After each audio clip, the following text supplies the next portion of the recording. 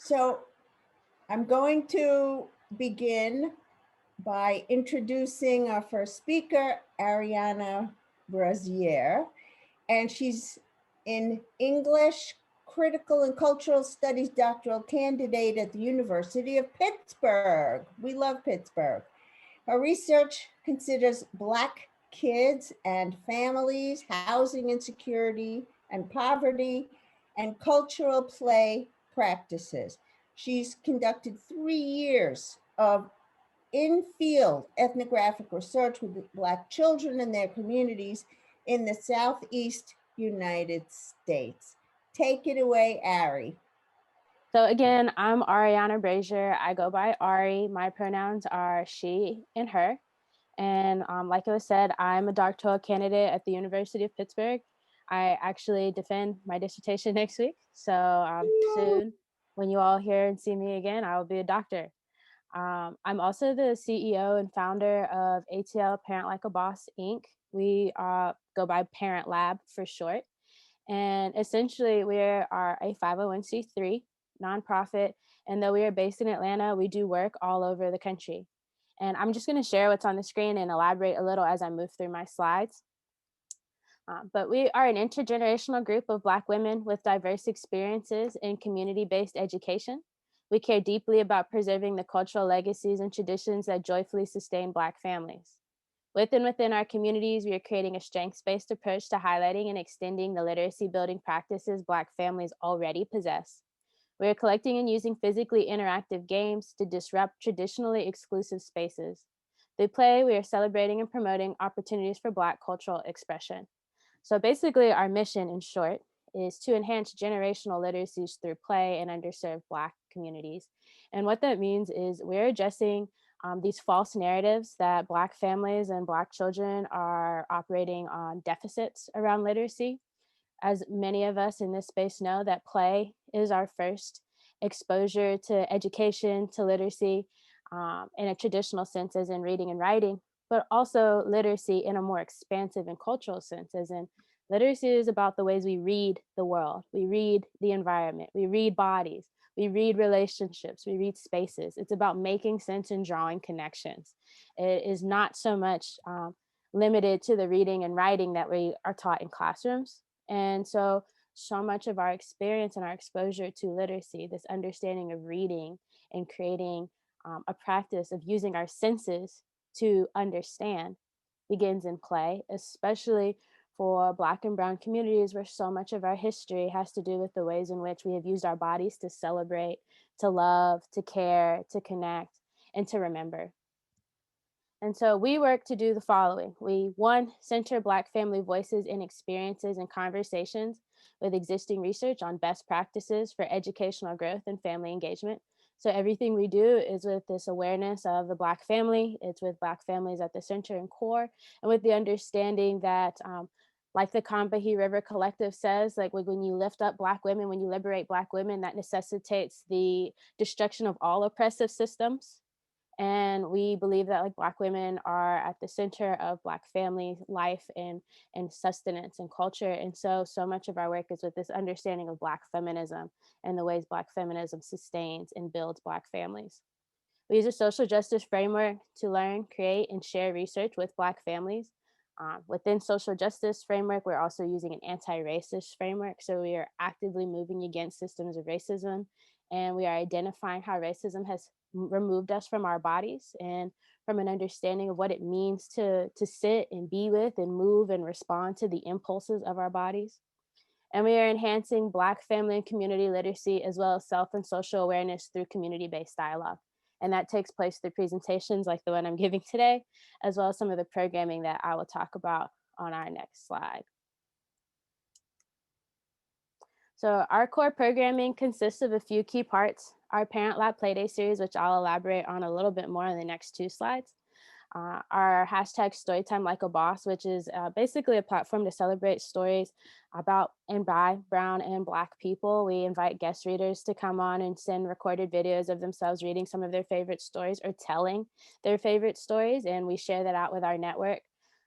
Play for the Culture Week it's a series of themed days where we're asking people to tag us in either like historical familial, cultural, or just like public imagery and videos of them performing different things. Like Black Magic Monday is about the history of like the ways we use our bodies to make things. So we often get quilters or seamstresses or knitters, or Soul Care Sunday. How do you take care of your body? What does that look like? And then our community learning spaces and workshops, which is leads us to the right side of the screen, our signature workshops. Our Parent Lab Play Day workshop, the value and necessity of play. The Parent Lab Play as culturally sustainable family engagement and community within. Black Child Play as response and protest, as well as tailored workshop experiences. So those are our three core workshops. They're all play-based and they're all research-based as well. And in each one, we address a different aspect of the ways in which play is either a necessity for learning and educational outcomes for people of all races, all ages, all experiences, and the culturally sustainable family engagement. We talk about how play is a key to creating healthy, reciprocal family engagement in our learning communities, particularly within our schools and professional spaces. And then community within, it's about the ways that Black children, particularly Black children who are in living in poverty or more systematically oppressed spaces and conditions, the ways that play often tells these stories of what's happening in their neighborhood and the ways that their identity is being read in these moments of play and how they respond to that with play, how they contribute to their communities through play. And then finally, we often get asked to come in and just talk about play and talk about race and cultural awareness. And so we tailor our workshops and our learning experiences to the needs and the requests of the individuals in those spaces.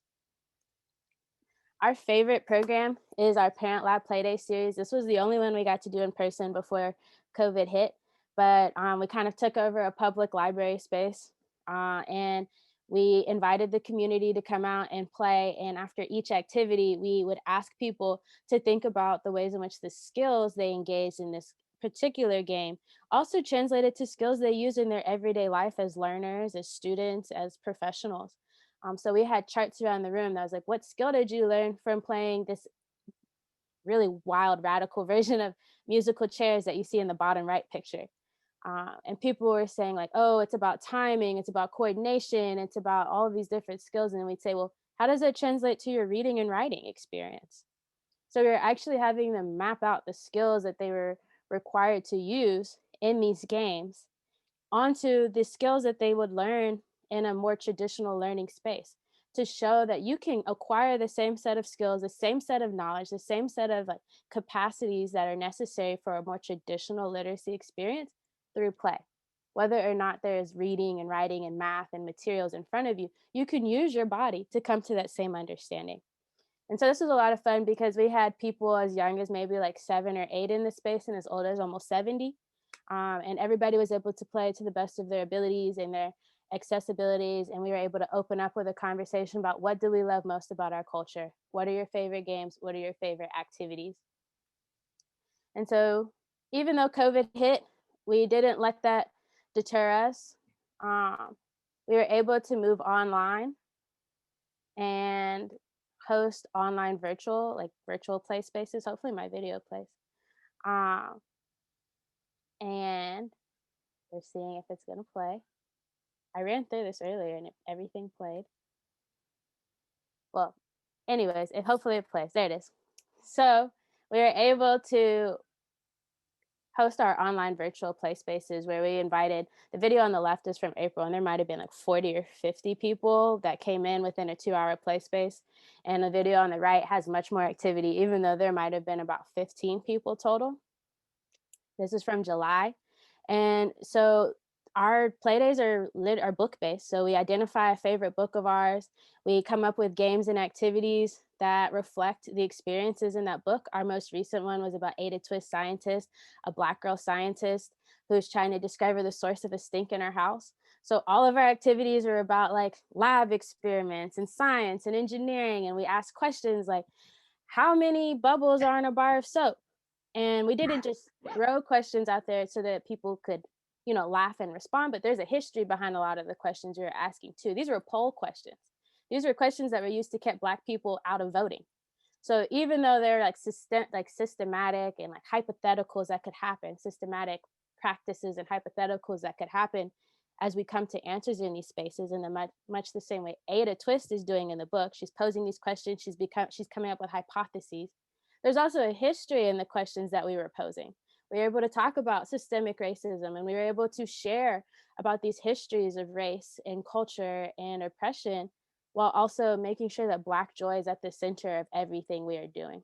I love this. You think Thank you could tie it up in the next minute? Yes.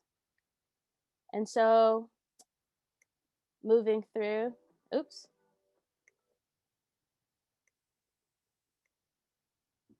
If it lets me. My last slide. Oh, there it is. We conclude each of our play spaces and our workshops with this pledge and strategy that was originally written by my cousin, who was 15 at the time and is now 17.